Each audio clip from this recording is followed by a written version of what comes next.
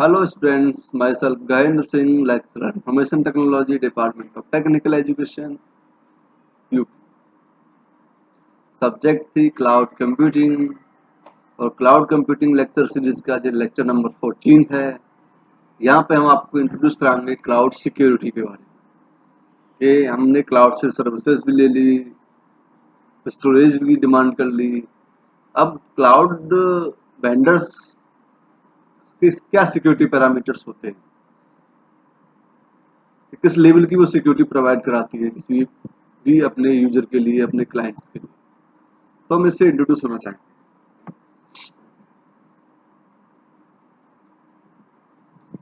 These are some contents। Cloud security क्या है, what are the challenges, cloud security versus traditional IT security, infrastructure issues में data security and privacy issues होते हैं, legal issues in cloud computing, क्या ये सारी चीजें के बारे में हम आपको इंट्रोड्यूस कराएंगे। सबसे पहला पॉइंट है क्लाउड सिक्योरिटी क्या होती है। Cloud computing security refers to the set of procedures, processes and standards designed to provide information security assurance in a cloud computing environment। जो क्लाउड कंप्यूटिंग एनवायरनमेंट की जो हम बात कर रहे हैं उसमें एक यूजर और क्लाउड जो वेंडर्स है उसकी जो सर्विसेज है उनके बीच का जो कम्युनिकेशन होता है इंटरनेट फैसिलिटीज के through, internet high speed internet के थ्रू जो कम्युनिकेशन एस्टेब्लिश होता है, that's called the cloud computing environment. तो यहाँ पे कह रहा है कि क्लाउड कंप्यूटिंग जो सिक्योरिटी पैरामीटर्स हैं उनमें बहुत सारे प्रोसीजर्स हम लगाते हैं, मेथोडोलॉजी जिसे हम कहते हैं, बहुत सारी प्रोसेस को फॉलो करते हैं, बहुत सारे स्टैंडर्ड पैरामीटर्स हम इस पर यूज करते हैं ताकि हम एक इंफॉर्मेशन सिक्योरिटी को अश्योर कर सकें। इसके लिए क्लाउड कंप्यूटिंग एनवायरनमेंट में तो क्लाउड सिक्योरिटी के क्या क्या क्या पैरामीटर्स होते हैं, जैसे डेटा को सिक्योर करना, अवेलेबिलिटी चेक करना क्लाउड सर्विसेज पे, कंप्लायंसेस चेक करना, गवर्नेंस चेक करना, गवर्नेंस मतलब गवर्नमेंट अथॉरिटी के थ्रू क्या गाइडलाइंस है इसकी, identity and access management check करना, ऑथराइजेशन एंड ऑथेंटिकेशन वाला पार्ट हो जाता है इसमें, डीआर और बीसी प्लानिंग को हम परफॉर्म करते हैं इसमें। ये क्लाउड सिक्योरिटी पैरामीटर्स, इनके थ्रू क्लाउड को सिक्योरिटी प्रोवाइड करते हैं। सिक्योरिटी इश्यूज क्या होते हैं क्लाउड में? Cloud act as a big black box, nothing inside the cloud is visible to the cloud. Cloud जो होता है बेसिकली एक बिग ब्लैक बॉक्स की तरह वर्कआउट करता है। बिग ब्लैक बॉक्स का मतलब है कि यूजर को क्लाउड के अंदर कुछ भी दिखाई नहीं देता है कि इसके अंदर क्या हो रहा है, कैसे इसकी प्रोसेसिंग हो रही है, क्या प्रोसीजर्स हैं इसमें, बहुत सारी चीजें क्लाइंट्स के लिए विजिबल नहीं है। क्लाइंट्स हैव नो आइडिया और control over what happens inside the cloud. तो क्लाइंट्स को कोई भी आइडिया नहीं होता है कि क्लाउड के अंदर क्या हो रहा है, उस पर कैसे कंट्रोल कर रहे हैं, उसके बारे में कोई भी आइडिया उसको नहीं होता है। Even if the cloud provider is honest, it can have malicious system admin who can tampers with the virtual machines and violate the confidentiality and integrity। इस केस में अगर जो क्लाउड वेंडर्स है जो आपका, वो अगर ईमानदार है तो वो कुछ मेलिशियस सिस्टम एडमिन्स होते हैं उसके, जो टेम्पर कर सकते हैं आपकी वर्चुअल मशीन्स के साथ, वायोलेट कर सकते हैं आपकी कॉन्फिडेंशियलिटी को, इंटीग्रिटी को। तो इस चीज, ये सारे इश्यूज होते हैं भाई। हम अगर किसी पर ट्रस्ट कर रहे हैं तो हमें भरोसा रखना पड़ेगा कि इससे हमें अच्छी सर्विसेज मिलेंगी। इसीलिए तो सर्विस लेवल एग्रीमेंट एक यूजर के बीच में और क्लाउड वेंडर है उसके बीच में हम बनाते हैं ताकि किसी की भी जो प्राइवेसी है, जो कॉन्फिडेंशियलिटी है, वो ब्रेकआउट ना हो।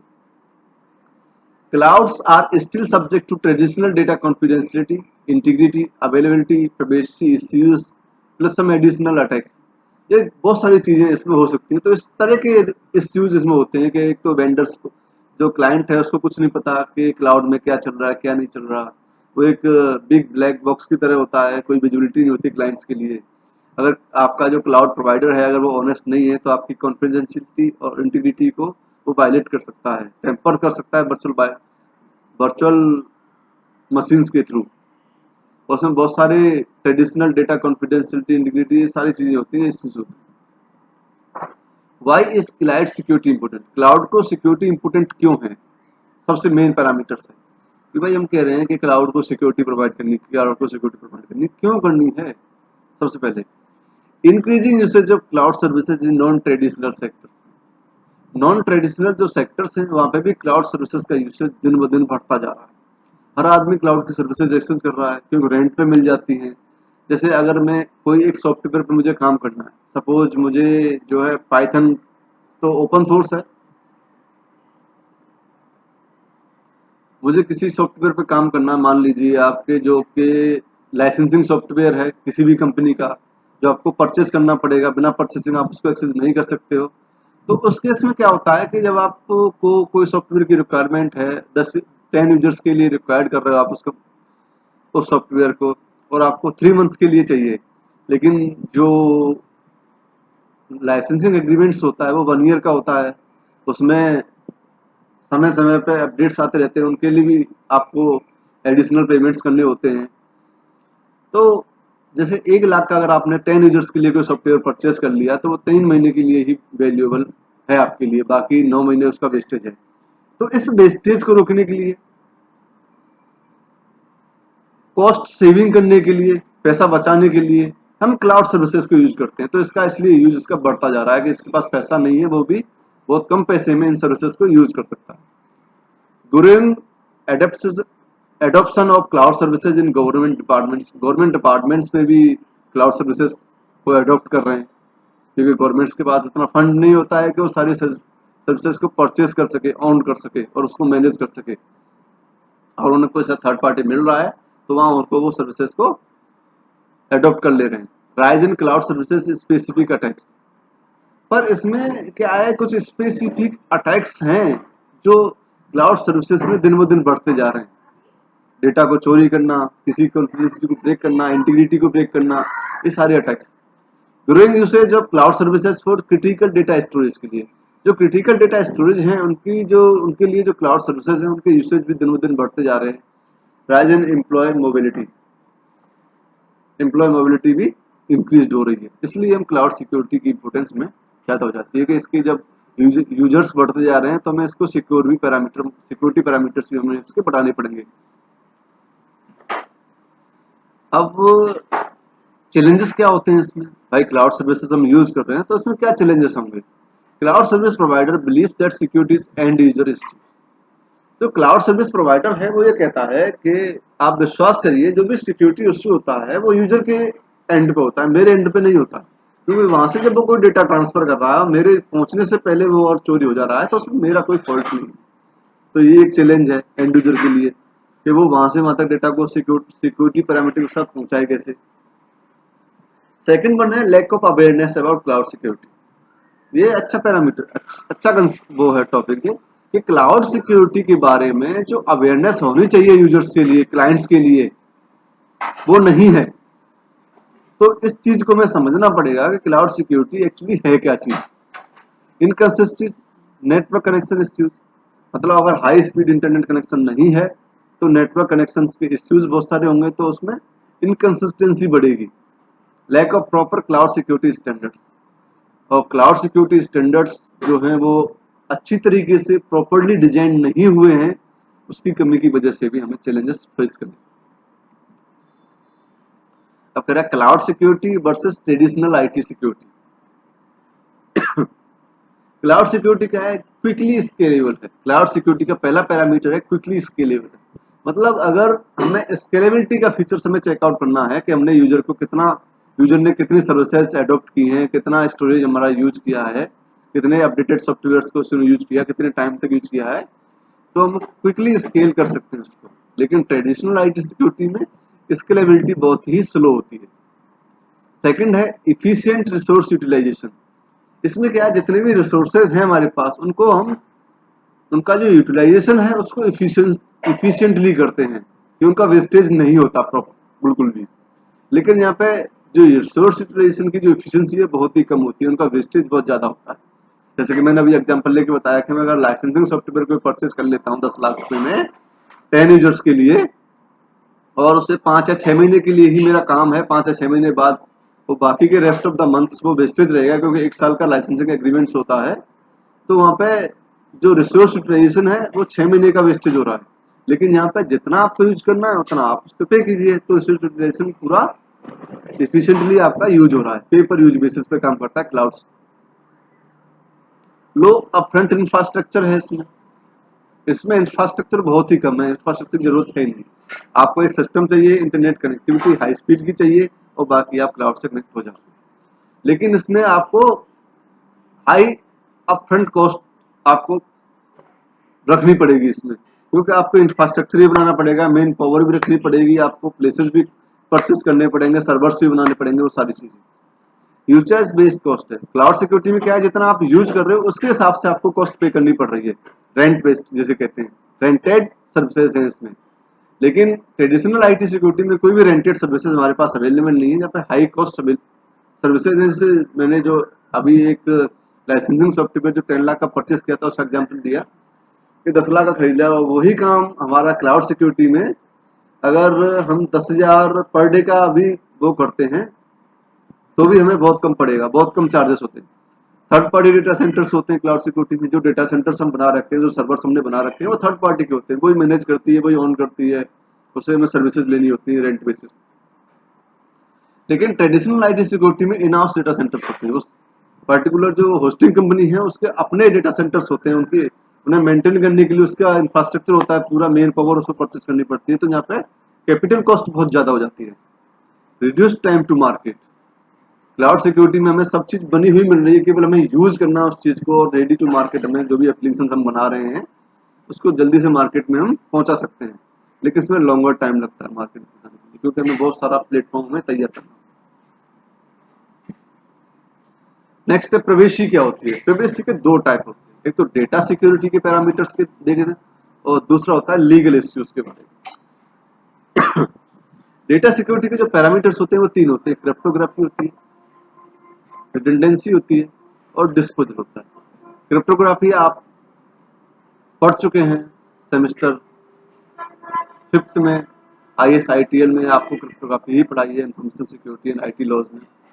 क्रिप्टोग्राफी का बेसिकली मतलब क्या होता है कि जब भी आप किसी डेटा को भेज रहे हो उसको पहले एनक्रिप्ट करो की के साथ, और उस की के साथ डेटा को ट्रेवल कराओ, और रिसीवर एंड पे जब भेजोगे तो वो उसको डिक्रिप्ट करेगा, उसको रीड आउट कर लेगा। तो डेटा के चोरी होने के, अटैक होने के चांसेस बहुत कम हो जाते हैं। तो क्रिप्टोग्राफी के दो पैरामीटर्स होते हैं, सेंसिटिव डेटा होता है क्योंकि बहुत ही प्राइवेट और सिक्योर डेटा है, और रेगुलेशंस इसमें होते हैं। नेक्स्ट है रिडंडेंसी, जहाँ पर डेटा लॉस हो सकता है, डेटा की इंटीग्रिटी, डेटा की अवेलेबिलिटी के बारे में हम चेकआउट करते हैं।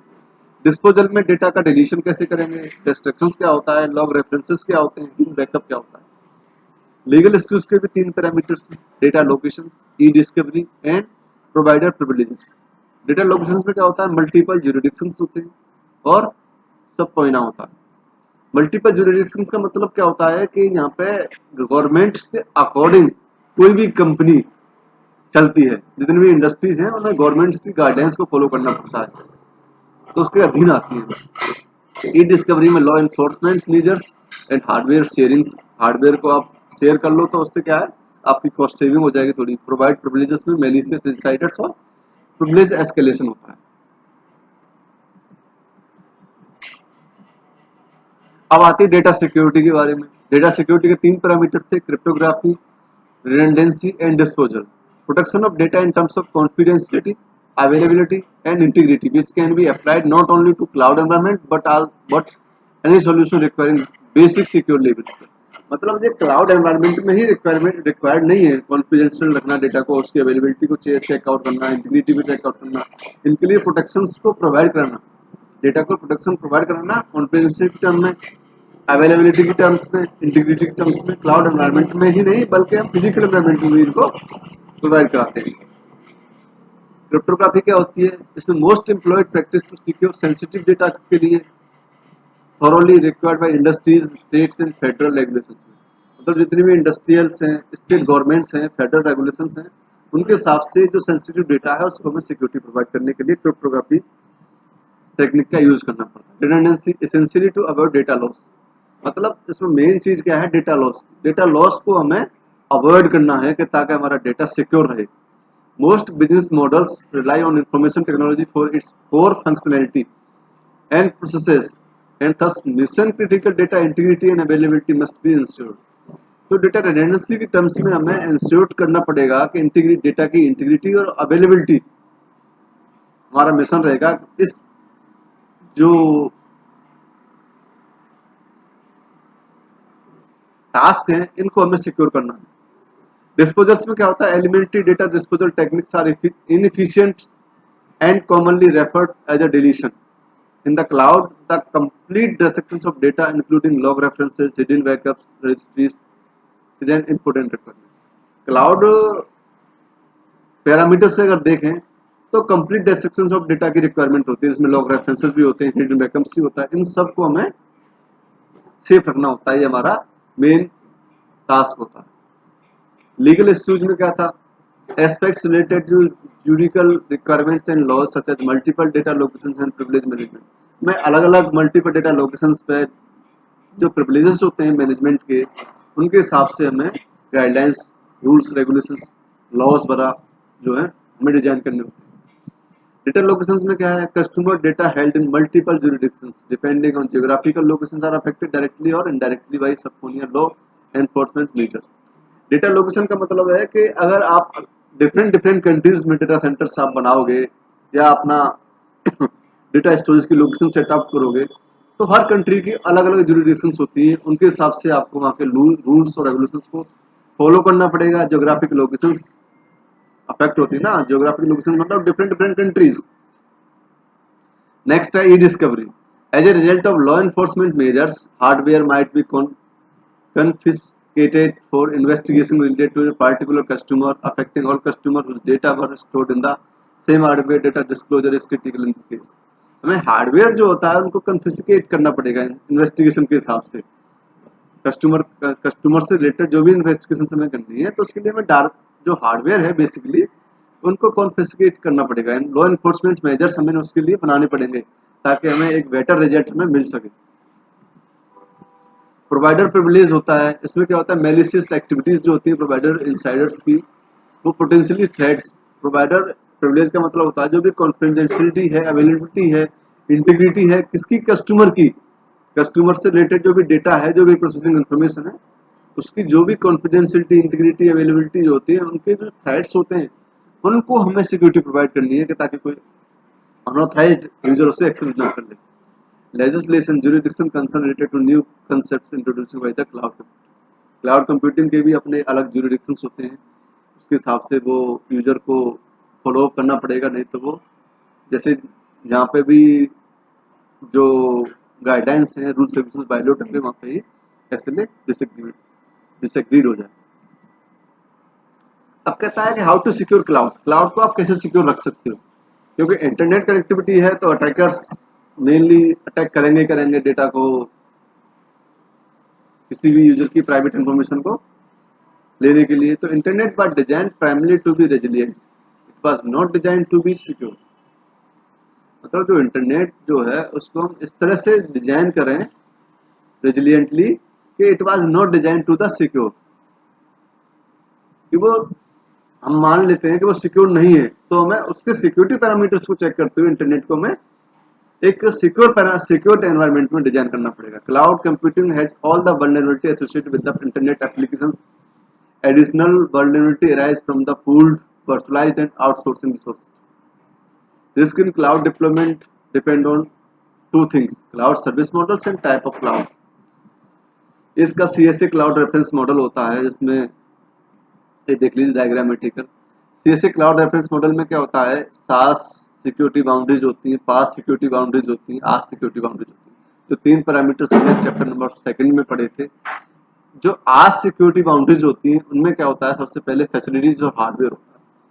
फैसिलिटीज का मतलब है कि हम क्या प्लानिंग कर रहे हैं, उसके यूज का क्या क्राइटेरिया रहेगा, और जो हार्डवेयर, जो कंपेटिबल हार्डवेयर है वो हमें रखना पड़ेगा, उसका एब्स्ट्रैक्शन करना, कोर कनेक्टिविटी एंड डिलीवरी, और बहुत सारी एप्लीकेशन प्रोग्रामिंग इंटरफेसेस जो होते हैं वो सारे हमें आस सिक्योरिटी बाउंड्रीज में रखने पड़ेंगे। अगर इस पूरे आस के ऊपर एक पैरामीटर ऐड करते हैं इंटीग्रेशन एंड मिडिलवेयर, कि जो भी फैसिलिटीज हैं आस की उनको हम इंटीग्रेट करें और एज ए मिडिलवेयर एक अलग से हम एप्लीकेशन जनरेट कर दें, तो इसको बोलेंगे हम PaaS, platform as a service security boundaries. और इस पूरे पैरामीटर्स के ऊपर एक होल ब्लॉक तैयार करें जो डेटा, मेटा डेटा, कंटेंट्स जो एप्लीकेशंस के अंडर में आए, और इसके ऊपर प्रेजेंटेशन मोबिलिटी और प्रेजेंटेशन प्लेटफॉर्म्स हम डेवलप कर दें, तो ये ब्लॉक पूरा हमें बन जाएगा सिक्योरिटी वो सास।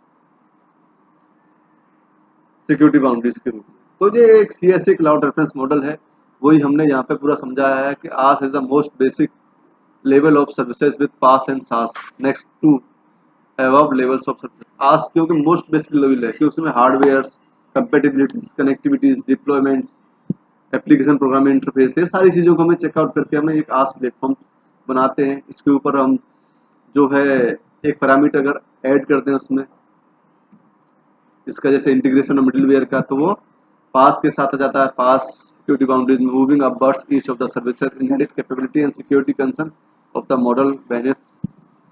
आस provides the infrastructure, PaaS provides the platform.